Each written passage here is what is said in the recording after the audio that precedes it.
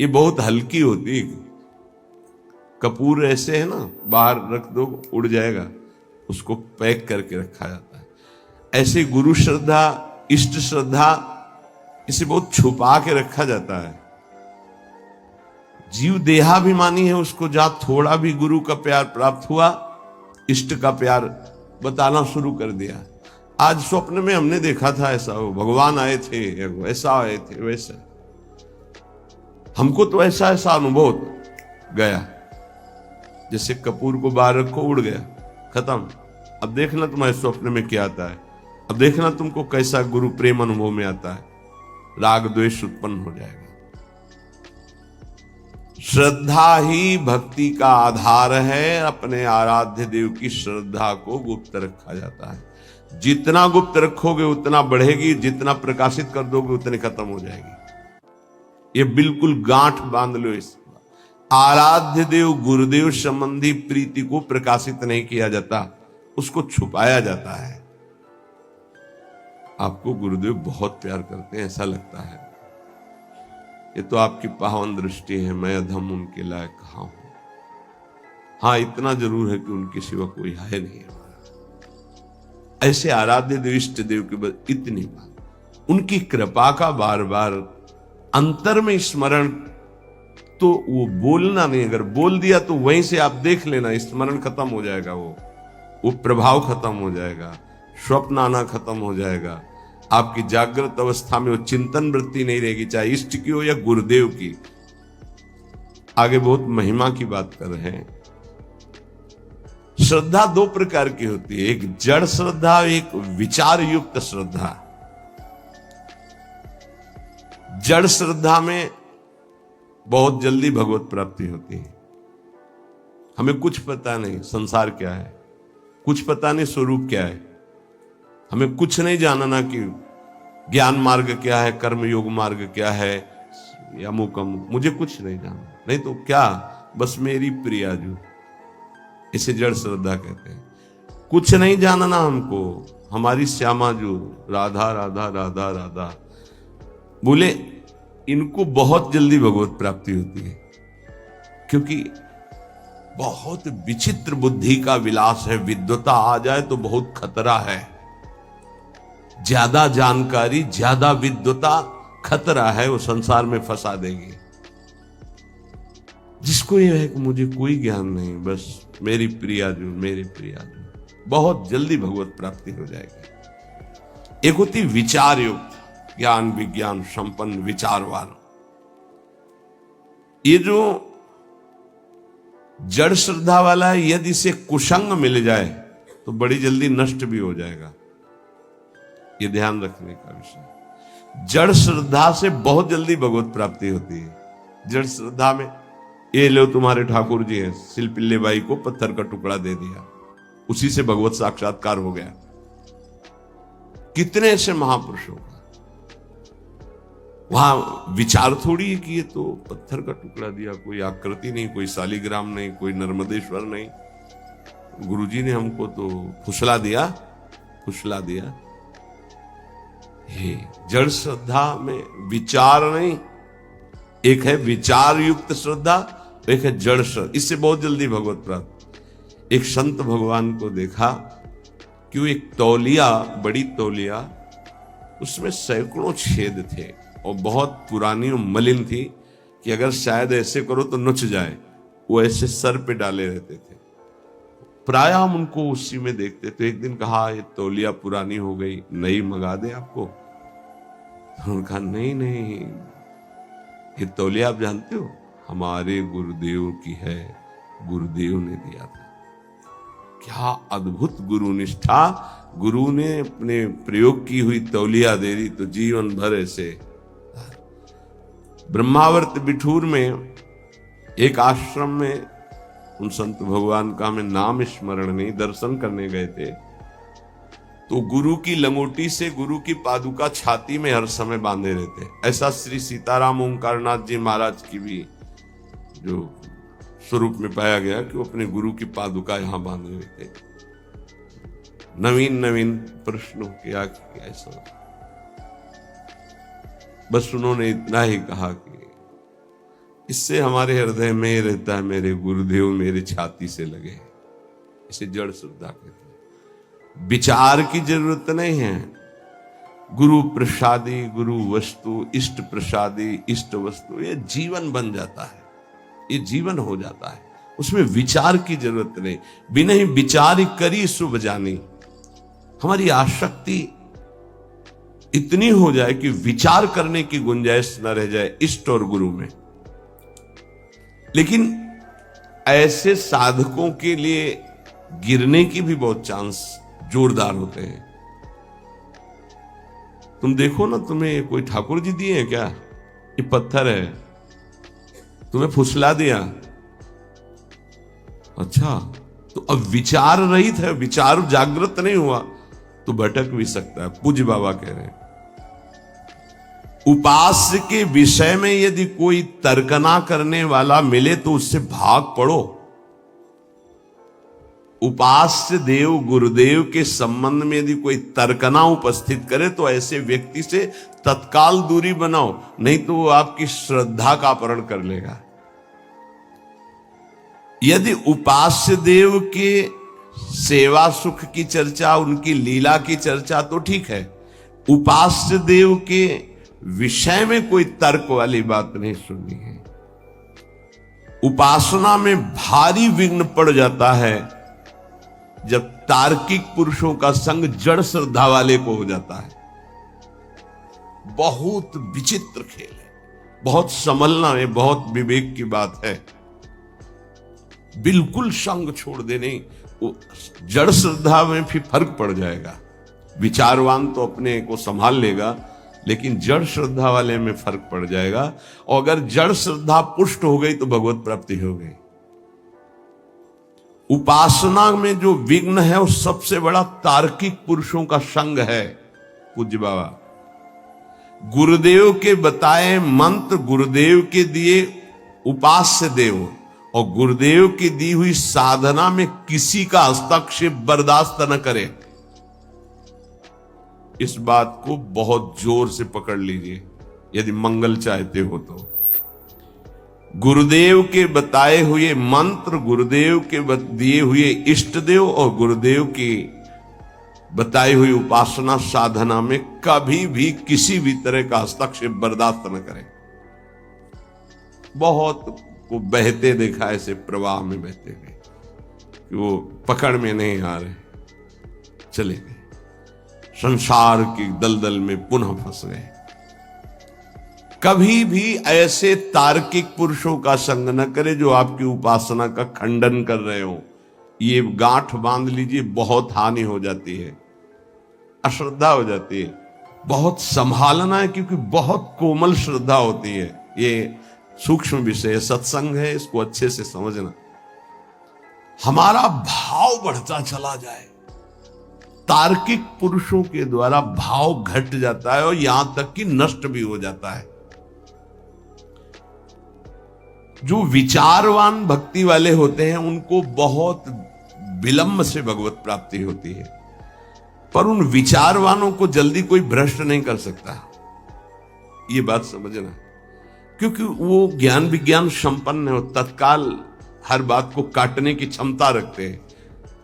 पर जड़ श्रद्धा वाला काटने की क्षमता नहीं रखता, वो तो आसक्त होने की क्षमता रखता है। अब उसकी अगर आसक्ति परिपक्व हो गई तो फिर भगवत प्राप्ति। शिल्पिल्ले भाई की जिसे चर्चा में आता कि उनका ब्याह हुआ तो वो अपने वही जो पत्थर का टुकड़ा उसे ठाकुर जी मानकर गुरुदेव जी ने दिया था, तो वैसे ही सजा कर ऐसे साथ पति ने देखा बार बार, तो वो पति की तरफ देख ही नहीं रही थी जब नया ब्याह हुआ। तो उसने सोचा क्या है इसकी गोद में जो हमारी ओर ये देख ही नहीं पा रही, क्या है? बोले हमारे ठाकुर जी है। एक नदी पास में थी, लिए से फेंक दिए कि हमारे और आपके बीच में यही है ना बाधक, फेंक दिया। अब तो प्राण व्याकुल हो गए। मेरे प्रभु, ये देखो जड़ श्रद्धा है पर आसक्ति प्रबल हो गई, श्रद्धा प्रबल आसक्ति में बदल गई। घर ले गए, ना आंख खोलना, ना बात करना, ना पानी पीना, ना भोजन पाना। जब बहुत विनय की तो आंख खोल के कहा, मैं अपने प्राण त्याग दूंगी, एक बूंद जल नहीं लूंगी यदि हमारे ठाकुर जी नहीं आए। अब समस्या है, नई बहू है, अगर नहीं तो फिर प्राण त्याग देगी, फिर वापस वही। तो उनका यदि तुम्हें इतना प्रेम है तो बुलाओ ना अपने ठाकुर जी को। जल में फेंक दिया है, अरे वो पत्थर है, पत्थर का टुकड़ा है, कोई भगवान नहीं, तुमको ऐसे केवल बहकाया गया है, तुम्हारे गुरु ने तुमको बहकाया, कोई भगवान नहीं है वो। तुमने कहा ऐसा नहीं, आप एक शब्द ऐसा मत बोलिए। और ऐसे बाह करके जे ही पुकारा तो वही जल से निकल कर ऐसे आए और श्री कृष्ण रूप धारण करके हृदय से लगा लिया। जड़ श्रद्धा, जड़ श्रद्धा का मतलब विचार की गुंजाइश ही नहीं, मेरे प्रभु, मेरे गुरुदेव, बस मेरे सर्वस्व, वहां विचार नहीं। यद्यपि जड़ श्रद्धा सरल भक्त हृदय को भगवान बहुत जल्दी मिलते हैं, जैसे अढ़िया जी का सुनाया था। जैसे एक भक्त बस सुन लिया कि चतुरासी जी के गायन से प्रियालाल का रूप साक्षात्कार होता है, छुटी 84 भ्रमंते निरखय जुगल किशोर, तो एक ही पद बनी श्री राधा मोहन जी की जोरी, गाय चरा रहा है, गा रहा है, बार बार यही बनी श्री राधा मोहन जी की जोरी। पीछे से नूपुरों की धुनी आई तो मुड़ के देखा थे गौर श्याम जोरी पीछे पीछे चल रहे। जैसे पूज्य महामहिम श्री जयदेव जी का रचित गीत गोविंद की महिमा है कि जब गीत गोविंद, तो पीछे ठाकुर जी, वो एक बालिका मालिन की थी, पीछे ठाकुर। चतुरासी जी की महिमा ऐसी है, प्रिया प्रीतम, अक्षर अक्षर में श्यामा श्याम विराजमान, पीछे मुड़ के देखा तो प्रिया प्रीतम, बात की प्रिया प्रीतम ने। मदन टेर पे लता भवन में हरिवंश चंद्र जो मेरी सेवा में रहते, उनको बोल दो जाकर भूख लगी है, कढ़ी ये बनाकर भोग लावे। वो आकर महाप्रभु से बोले कि जुगल जोरी सरकार ने ऐसा ऐसा, तुम्हें कैसे? बोले पद गा रहा था, बनी श्री राधा मोहन जो की जोरी, इंद्र नीलमणि श्याम मनोहर, 7 कुंभ तन गोरी, पीछे देखा नूपुरों की झनकार तो प्रिया प्रीतम। महाप्रभु तो कैसे हमारे करुणामयी जोरी की एक चरवाहे को, जो मुनि मन ध्यान धरत नहीं पावत, बहुत सरल भक्त को बहुत जल्दी भगवत प्राप्ति हो जाती है, बहुत जल्दी हो जाती है। बस उसका कुसंग ना होने पावे, जब तक प्रबल आसक्ति ना हो जाए। सरल भक्त को इन विचारवान तार्किक जनों का संग नहीं करना चाहिए, इससे उनकी श्रद्धा में शिथिलता आ जाएगी, अनुभव शून्य हृदय होने लगेगा, कृपा जो हुई है उसका भी अनुभव नहीं होगा। बहुत बचो संग से। इसीलिए कहते हैं कि अपनी दिनचर्या करो, कमरे में घुस के बैठ जाओ, नाम जप करो, पड़े रहो, मिलो मत किसी से। ये जो कह रहे हैं इसका मतलब समझो, बाहरी हवा लगेगी, आंतरिक निष्ठा में फर्क पड़ जाएगा। विचारवान अगर साधक है, श्रद्धावान है, तो उस पर कोई फर्क नहीं पड़ता। जैसे विचारवान साधकों से बहुत तर्क किया जाता है, हे शास्त्र, वो शास्त्र, वो शास्त्र की बातें, दौड़ा दौड़ा के उनको वहीं खड़ा कर दिया जाता है। आखिरकार रस का स्वरूप क्या है वो अपने आप। पर ये सब बुद्धि की दौड़ भाग है, विश्राम मिलेगा सरल भाव से। संत सरल चित जगत हित जान स्वभाव सने। भागते भागते जब थक जाता है तब भगवान की शरण में आता है। आना तो पड़ेगा ही, हरि शरणम सनकादि बोलते हैं तो औरों की बात क्या। विरोधी संग पतन, उपासक सावधान, ये प्रेम का मार्ग है। विरोधी संग से बहुत बचना चाहिए। जैसा संग होता है वैसा रंग चढ़ने लगता है। ये 9 स्वरूप हैं, जो ये 9 हैं तो आप पूर्ण शरणागत हो गए।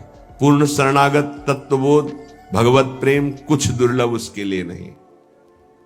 पहला है दीनता, अत्यंत दैन्य स्वभाव होना चाहिए। दूसरा है निष्कपटता, वाणी से कुछ और बोल रहे हैं, हृदय में कुछ और है, आचरण कुछ और है। ऐसा शरणागत का स्वभाव नहीं होता। जो मन में वही वाणी में वही चेष्टा में, इसे निष्कपट व्यवहार कहते हैं। तीसरा सत्यता, सत्य ही उसका जीवन है। सत्य बोलना, सत्य आचरण करना, सत्य का संग करना, सत्य वृत्तियों का ही आदर करना, असत का त्याग करना। चौथा सर्वसमर्पणता, मेरे प्रभु के सिवा कोई दूसरा नहीं, ये सर्वसमर्पणता है। मेरे तो गिरधर गोपाल, दूसरो न कोई। ये हृदय से बैठा लो, दूसरो न कोई। अगर दूसरा कोई हृदय में रहेगा तो शरणागति पुष्ट नहीं होगी। सर्वाधारता, सबका आधार, कोई कैसा भी हो, यदि उसकी शरण में आ जाए तो दुलार ही करेगा। भगवान का जो शरणागत है, सर्वाधारता, सबका आधार। जैसे पृथ्वी ऐसे वो भक्त सबका आधार। घोर से घोर पापी नीच से नीच आ जाए। जैसे कई ऐसे विक्षिप्त चित्त से संतों का सानिध्य प्राप्त करते हैं और समाधिस्थ चित्त वाले हो जाते हैं। ये सर्वाधारता, भगवान का शरणागत सबका मंगल करने की सामर्थ्य रखता है। किसी से हमारा वैर नहीं, कोई हमारे घृणा नफरत का पात्र नहीं। जैसे कोई कुछ बातें ऐसी होती हैं जिनको नहीं समझने के कारण लगता है ये सपोर्ट क्यों करते हैं। जैसे वो कह रहा है कि मुझे अमुक अमुक वस्तु चाहिए, मैं भजन करूं। हाँ हाँ पक्का मिलेगी, तुम भजन में लगो। किसी भी तरह से सकाम हो या निष्काम हो, मेरे प्रभु से जुड़ जाए, उसका मंगल होता है। श्री सुखदेव जी परीक्षित जी से कहते हैं, काम, स्नेह, क्रोध, लोभ, किसी भी तरह से द्वेष, वैर, कैसे भी मेरे प्रभु से जुड़ जाए। वृत्तियां सच्चिदानंद से जुड़ती, इसलिए सच्चिदानंद की प्राप्ति उसकी हो जाती है। ये बड़ा सूक्ष्म विषय, बाहरी व्यवहारिक नहीं समझ। सर्वाधारता, कोई भी किसी भी भाव से आए, उसका आधार भक्त होता है। चिंता मत करो, भगवान बड़े कृपालु हैं। बहुत जल्दी परम मंगल हो जाएगा। सकामता से अगर प्रभु के चरणों में गए तो निष्कामता आने में देर नहीं लगेगी। अगर निष्कामता सत्संग से प्राप्त हो गई तो भगवत साक्षात्कार के लिए अब ज्यादा समय नहीं रह गया।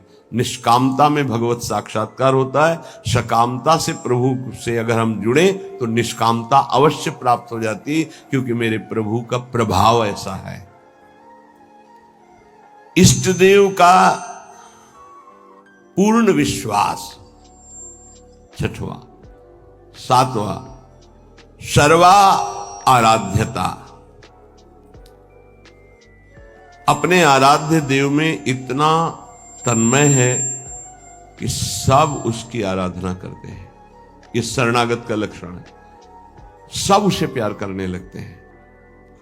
सर्वा आराध्यता, ये सद्गुण प्रकाशित होता है। जैसे सर्वाधारता, सबका आधार, ऐसे सर्वा आराध्यता, उसके ऐसे सद्गुण प्रकाशित होते हैं। उसका ऐसा प्रभाव स्वभाव कि सब उसकी आराधना करते हैं। आठवां इष्टानन्यता, एक भरोसो, एक बल, एक आस विश्वास। नवा निज स्वरूप विस्मरण, अपनी भी याद गई, केवल अपने इष्ट देव की याद। देखो वेदांत में निज स्वरूप स्मरण, प्रेम में निज स्वरूप विस्मरण। मैं श्यामा श्याम की सेवा कर रहा हूं। कई बार सत्संग में कहा, अगर शब्द पकड़ाओ, उपासक की जब सेवा सिद्ध होगी तो मैं सेवा कर रहा हूं ये गायब हो जाएगा। केवल सेवा और सेव्य, सेवा हो रही, सेव्य, मन सेव्य, बुद्धि सेव्य, चित्त सेव्य, इष्टाकार वृत्ति, अपनी हूं सुधि ना रही, एक रहो नंदलाल। तो इष्ट देव का निरंतर जो चिंतन करते हैं, सत्संग करते हैं भगवत प्रेमी महात्माओं से, तो उनको ये 9 प्रकार की शरणागति पूर्णता कराने वाली प्राप्त हो जाती है। फिर तो इतना आनंदमय जीवन होता है जैसे खाण का खिलौना है, चीनी का, दीपावली में वो प्रकाशित होता है, घोड़ा बने हुए उसमें बैठे हुए, तो चाहे जहां से शुरू करो मीठा ही मीठा है, उसमें मीठा ही है, दूसरा कुछ नहीं है। ऐसे ही उपासक को संपूर्ण विश्व आनंदमय अनुभव होने लगता है, क्योंकि भगवदाकार वृत्ति है, इष्ट के सिवा कोई नहीं। उसका उठना बैठना चलना फिरना खाना पीना सोना जागना सब आनंदमय होता है। और यही हम चाहते हैं कि हम सर्वानंदमय हो जाए, लेकिन भोगों को भोगने से नहीं, संसार के चिंतन से नहीं, रुपया के बल से नहीं, बुद्धि के बल से नहीं, भगवत भक्ति के प्रभाव से सर्वानंदमय हो जाएंगे, 10 दिशाएं आनंदमय हो जाएंगी। नाम जपत मंगल दिशि 10 दिशाएं उसके लिए मंगल भवन हो जाएंगी, जो नाम जप कर रहा है, भगवान के चिंतन में है। बड़ा उपहास करने की चेष्टा की महाप्रभु चैतन्य देव की। काशी में विराजमान अपने मठ में, जहां हजारों शिष्य वेदांत दर्शन के अनुसार चलने वाले, ब्रह्मबोध की स्थितियां, जब महाप्रभु चैतन्य देव का यश प्रकाशित हुआ तो सुना एक सन्यासी होकर नृत्य करते हैं, कीर्तन करते हैं, ऐसा सभाओं के बीच में, ऐसा नगर कीर्तन होता है, घर में बंद करके दरवाजा कीर्तन होता है, भगत लोग खूब अच्छे अच्छे पदार्थों का भोग लगाते हैं। बड़ा उपहास का भाव उनके अंदर आया। सन्यासी होकर ये नाचते हैं, गाते हैं, ऐसा इनको तो एकांत में बैठ करके समाज चिंतन शून्य होकर आत्मस्वरूप में स्थित होना चाहिए। ये व्यवहार, ये तो प्रारंभिक भक्ति के साधकों का होता है, ऐसा नहीं होना चाहिए। जो प्रेम की महिमा नहीं जानते हो, चाहे जितने बड़े ज्ञानी हो, उनकी भाषा बदल जाएगी। प्रेम एक अलौकिक दिव्य भगवत तत्व को भी अधीन करने वाली सामर्थ्य का नाम है। जहां भगवान की भगवत्ता का विस्मरण कर दे, जीव के जीवत्व का विस्मरण कर दे। अभी अहम ब्रह्मास्मि की सिद्धि वाले कैसे जाने? इन्होंने लिखा एक पत्र में महाप्रभु को कि जो कबूतर है वो कंकड़ चुनता है, बाजरा चुनता है, इतना उसके अंदर विकार होता है। अच्छे अच्छे पदार्थ पाने वाला क्या निर्विकार हो सकता है?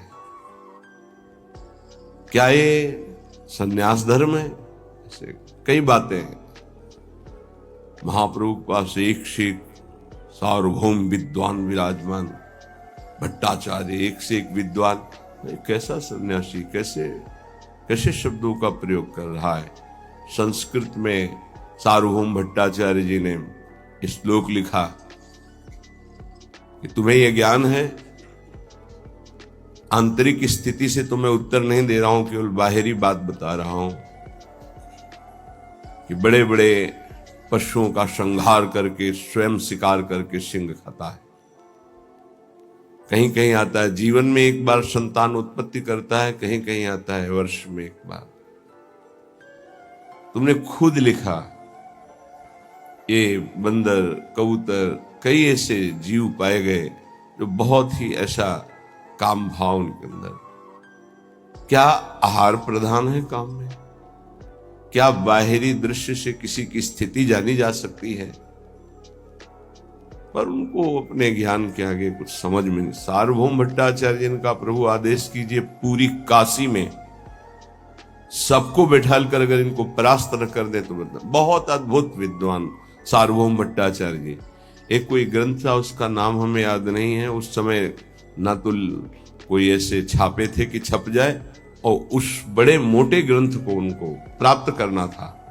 तो गए तो वहां उनसे प्रार्थना की, कुछ दिनों के लिए हमें दे दो। बोले कदापि नहीं। तो उनका फिर एक बार सुना दो हमें। उनका हाँ ये हो सकता है। एक बार सुनने मात्र से पूरा प्रारंभ से लेकर विश्राम तक पूरा ग्रंथ कंठस्थ कर लिया। ऐसे विद्वान महापुरुष। महाप्रभु से कहा, प्रभु आपके विषय में इनको हम काशी में जाके पढ़ा। महाप्रभु का नहीं, ये हमारी भक्ति का स्वरूप नहीं है। संयोगवशात कृपालु महाप्रेम स्वरूप चैतन्य देव जी काशी पधारे। अब एक भगत जो प्रबोधानंद जी से भी परिचय रखता था और महाप्रभु की सेवा में भी, वो नजदीक गया और कहा कि प्रभु पधारे हैं, चैतन्य देव आप कृपा करके मिल ले। वो इसलिए मिलाना चाहते थे कि बहुत अच्छे संत हैं, पर इनके मन में ऐसी भावना वेदांत को लेकर जो आई है, तो ये समझें कि वेदांत ही सर्वस्व नहीं, वेदांत के ऊपर भी कोई रस है जिसका नाम प्रेम है।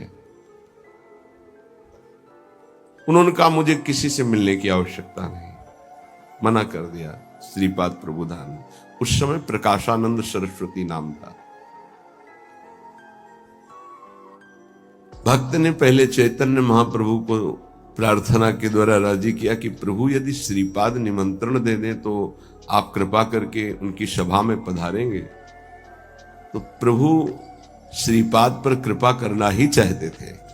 ये महापुरुषों का स्वभाव होता है कि जो उनकी निंदा, अवहेलना, अपमान करे उसका परम मंगल कर दे। ये उनका स्वभाव होता है, कोई नहीं जान पाएगा इस स्वभाव को।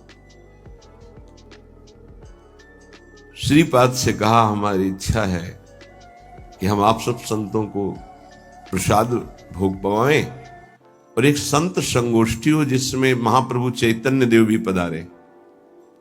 उनका हाँ, इसमें मुझे कोई परेशानी नहीं, क्योंकि वो हमारे यहां आएंगे। मान बड़ा सूक्ष्म विषय होता है। इतना बड़ा ज्ञानी महात्मा और मान को अभी बांधे हुए है, यही बहुत मुश्किल होता है। तभी बड़े संतों ने कहा है, कंचन तजना सहज है, सहज त्रिया का नेह, मान बढ़ाए ईर्ष्या दुर्लभ तजनाए। ईर्ष्या से प्रेरित होकर निंदा की और मान के अधीन होकर उनके चरणों में नहीं गिरे जाके। जब ये कि हमारे आश्रम आएंगे तब उन्होंने कहा ठीक हो तो कोई बात नहीं, आने दीजिए। और उनको था कि सभा में बैठ करके हम उनको इस तरह की चेष्टाओं के लिए उनको कहेंगे तो वो खुद मानेंगे कि गलती है। बड़े ऊंचे मंच पर सभा बनी, सब संतों के गिरदे लगे हुए हैं, सब भगवत स्वरूप महात्मा होते हैं। सब इंतजार कर रहे थे केवल चैतन्य देव पधारे और शास्त्रार्थ शुरू हो। महाप्रभु तो प्रेम की साक्षात, जहां वो उच्च स्वर में बोलते थे, अमार प्राणनाथ कृष्ण, तो ऐसा लगता था कि प्रेम फैल रहा है, वर्षा हो रही। कोई ऐसा नहीं होता हा कृष्ण ना बोल दे। अमार प्राणनाथ कृष्ण, मेरे प्राणनाथ कृष्ण। नाम कीर्तन के बीच में जोर से महाप्रभु बोलते थे। दैन्यता तो कूट कूट के भरी हुई, क्योंकि स्वयं प्रभु है। प्रेम शिथिल शरीर, नेत्र घूर्णी प्रेम मद से, जैसे प्रियाजू की अंग कांति, ऐसे महाप्रभु चैतन्य देव की अंग कांति। गौर वर्ण देखे तो लुभायमान हो जाए, ऐसे कमल नयन, विशाल नेत्र। जो ही पधारे तो किसी को कहना नहीं पड़ा कि खड़े हो जाओ। जितने सब थे उनकी रूप माधुरी को देखते ही खड़े हो गए। श्रीपाद फिर भी नहीं, कहा बैठो बैठो, आने दो ना उनको। एक भगवत प्रताप होता है, जैसे रावण की सभा में जब हनुमान जी को बांध के लाया गया तो सब खड़े हो गए आश्चर्यचकित होकर। किसी की हिम्मत नहीं थी कि आसन में बैठा रहे। इतने बड़े महापुरुष राम भक्त पधारे, सब खड़े हो। रावण सबसे बैठ जाओ बैठ जाओ, इसका सम्मान थोड़ी करना है। वो तो असत अविद्याग्रसित, लेकिन ये विद्या के पारंगत विद्वान पर मान का कुछ ऐसा स्वभाव होता है कि वो अपने आगे किसी की नहीं चलने देता। महाप्रभु बैठ गए जहां सबके चरण धोए गए थे, वो उस जगह पर बड़ी शिथिलता है, प्रेम विवशता है। अब तो श्रीपाद के हृदय में जलन हुई कि अरे इतने बड़े महापुरुष जिनका पूरे विश्व में यश फैल रहा है और वो ऐसे दैन्य, धिक्कार है हमारे मान को। उठे और नजदीक गए और बाहु पकड़ी और कहा, स्वामी जी आप यहाँ क्यों बैठे, आप पधारिए ना। तो उनका नहीं प्रभु, आप गुरुजनों के सामने वहां बैठना मेरा उचित नहीं, मैं तो अपने नियत स्थान पर बैठ गया हूं प्रभु उचित। ये जो दैन्यता का प्रभाव, लुट गए पर चरण नहीं पकड़ पा रहे थे, फिर भी मान रोक रहा था। सभा में जाके बैठे, कई वेदांत की बातें की, तो महाप्रभु हर वेदांत के प्रश्न का उत्तर श्री कृष्ण पर रख देते और कहा वेदांत सूत्रों की रचना और भाषा प्रकट करने वाले भगवान व्यास देव जी भी सब कुछ करके भी एक अशांति का अनुभव कर रहे थे। बाद में देवर्षि नारद जी की प्रेरणा से जब श्रीमद् भागवत श्री कृष्ण रूप माधुरी लीला माधुरी का गायन किया तो उनको परम विश्राम मिला। वो क्यों नहीं वेदांत में परम शांत हो गए थे, क्यों रचना की? बहुत विशेष चर्चाएं हुई। श्रीपाद प्रभावित तो हुए पर बार बार तर्क उठ रहा था, क्योंकि बहुत बड़े विद्वान थे।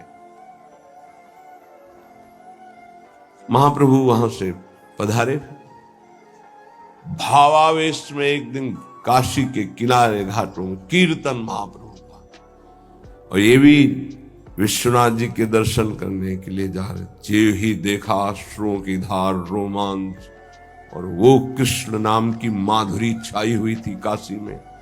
अब लगा कि अब नहीं, अब मान का बोझा मैं नहीं ढो सकता। गए, दंड रख दिया चरणों में, साष्टांग लौट गए, प्रभु अब नहीं, बहुत रोका अपने को, इस मान ने मुझे बहुत